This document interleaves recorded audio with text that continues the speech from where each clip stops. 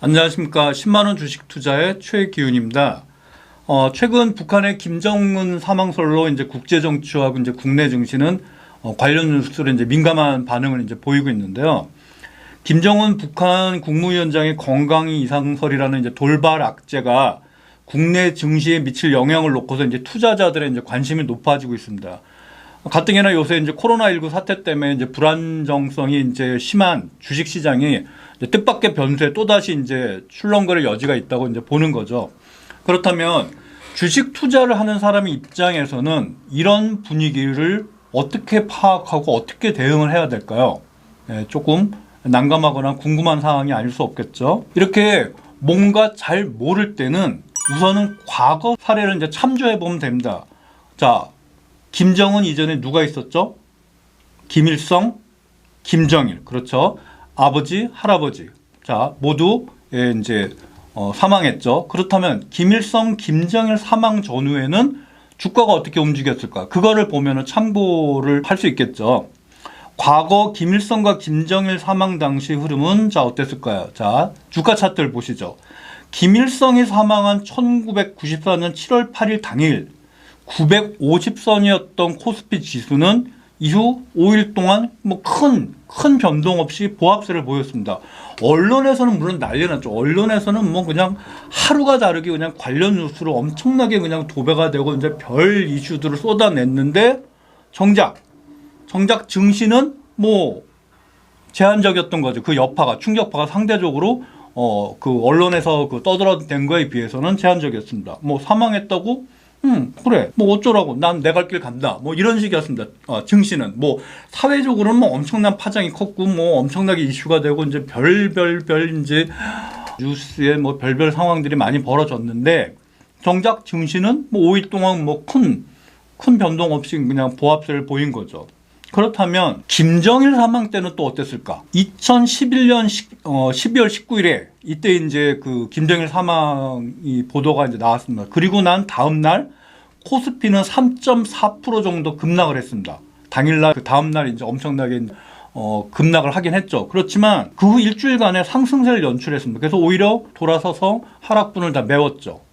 뭐 당일날만 그 조금 급락했지만 그 후로는 다 하락분을 회복하고 그랬다는 겁니다. 그때도 사망했다고? 잠깐 놀랐네. 뭐 알았어. 뭐 이런 분위기였다는 거죠. 즉 과거 사례를 보면 북한 지도자의 사망에도 우리 증시는 하루 이틀 정도의 단기 충격으로 견뎌낸 것을 알 수가 있습니다. 의외죠. 뭐 여러분들 지금 생각해 보면 굉장히 충격파가 크지 않았을까 싶은데 정작 김일성, 김정일 사망 때에 우리나라 증시는 뭐 그렇게 크게 예상과는 달리 크게 뭐 충격받지 않고서 그냥 제 갈 길을 갔습니다. 언론에서만 사회적으로만 엄청나게 이슈가 됐었지 증시는 의외로 생각보다 충격파가 훨씬 덜했던 거죠. 자, 그렇다면 김정은 본인의 사망 보도설이 나왔을 때는 어땠을까요? 최근에 미국 CNN이 김 위원장의 이제 위독설을 처음으로 보도한 게 이제 지난 4월 20일입니다. 국내 코스피 지수는 이때 장중 한때 2.99%까지 급락세를 이제 살짝 보였죠. 그리고 원달러 환율도 1240원대까지 치솟았습니다. 그러면서 뭔가 경제적으로 충격이 있겠다 싶은 분위기가 연출이 된 거죠. 갑작스러운 한반도의 그 안보 문제가 이제 코리안 이제 디스카운트를 갖다가 더 심화시킬 수 있다는 우려 속에 이날 코스피는 0.99% 내린 1879에 마감했습니다. 초기에 급락한 거에 비해서는 오히려 선방을 한 거죠. 선방을 하고서 마감을 한 겁니다. 그 후로도 뭐 더 폭락하지 않고 오히려 1914.73까지 회복을 했습니다. 그 이후로는 국내외 수많은 추측 속에서도 별 반응 없이 그냥 제 갈 길을 가고 있습니다. 이런 점을 봤을 때는 북한 지도부의 이상설은 단기 악재로 끝나는 경우가 많다는 것을 확인할 수가 있습니다. 김일성, 김정일, 김정은 이 3대에 걸쳐서 사망설 혹은 사망해도 다른 언론이라든지 사회적이라든지 이런 파장은 엄청나지만 의외로 증시 쪽에서는 사망, 오케이.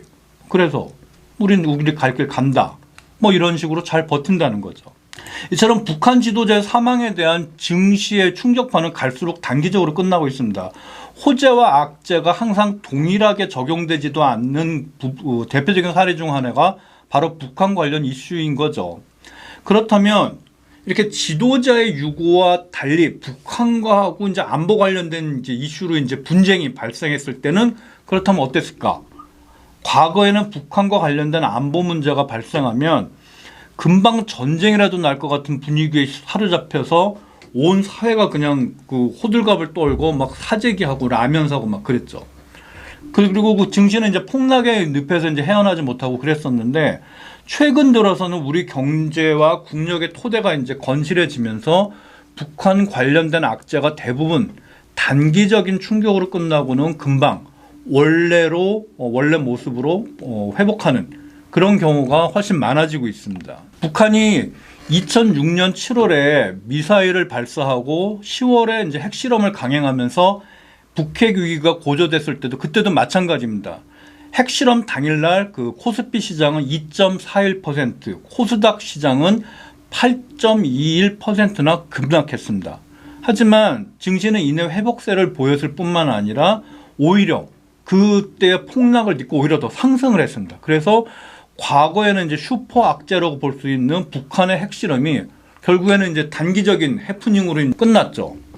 또한 천안함 사건이라든지 연평도 포격대 등 굵직한 이제 북한과 관련된 그 분쟁이 발생했을 때도 그 당시에 다른 경제적인 그런 여건이라든지 이런 게 좋았던 덕도 있지만 단기적인 충격으로 끝나고서 대부분 오히려 충격을 딛고서 상승을 이어갔습니다. 그렇다면 최근엔 어떨까요? 2018년에도 북한의 핵 개발 위협과 미국의 선제 타격 가능성 등으로 일촉즉발의 이제 그 상황까지 갔었죠. 그리고 그랬는데 뭔가 그 전쟁 날 것처럼 미국이랑 북한이랑 한번 붙을 것처럼 막 그랬었는데 참 웃기는 게 얼마 지나지 않았고 바로 2018년 4월 27일 역사적인 남북이 판문점에서 만나는 그런 역사적인 만남이 있었죠. 그리고 6월 12일에는 얼마 안 돼서 또 북미 정상회담이 이루어지고 종전선언과 비핵화 합의, 평화협정 등으로 남북 교류에 대한 기대감이 엄청나게 이제 증폭이 됐습니다. 이런 분위기로 인해서 증권 시장에서도 다양한 테마주가 형성되고 관련 종목들의 주가가 들썩이기도 했습니다. 2018년 기준으로 불과 몇 달 전만 해도 북한이 핵을 쏘네, 북한이랑 미국이 전쟁을 하네, 이랬는데 불과 몇 달 만에 남북 정상이 판문점에서 만나고 북한이랑 미국의 정상들이 또 정상회담을 하고 하는 이런 일이 벌어지면서 주가가 막 들썩들썩 하고 이랬다는 거죠. 이처럼 북한 관련된 이슈 때문에 막연한 불안감으로 이제 폭락을 걱정할 필요는 이제는 없습니다. 단기적인 불확실성이 제거되면 오히려 증시에 호재가 되기도 합니다. 북한의 불확실성 제거에 대한 기대감에서 증권 시장에서도 다양한 테마주가 형성이 되고 관련 종목들의 이제 주가가 이제 들썩이기도 합니다.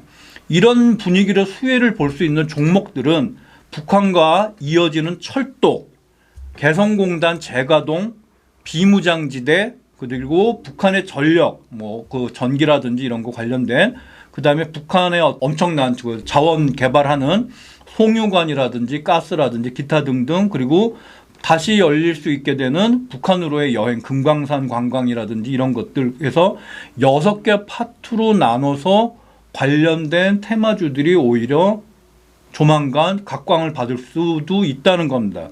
그 남북 테마주에 대한 자세한 설명은 이후에 자세히 설명드리도록 하겠습니다. 어쨌든 북한 관련된 이슈가 이전에는 무조건 악재로 불안감에 떨면서 고민할 필요는 없다라는 것 말씀드립니다. 감사합니다.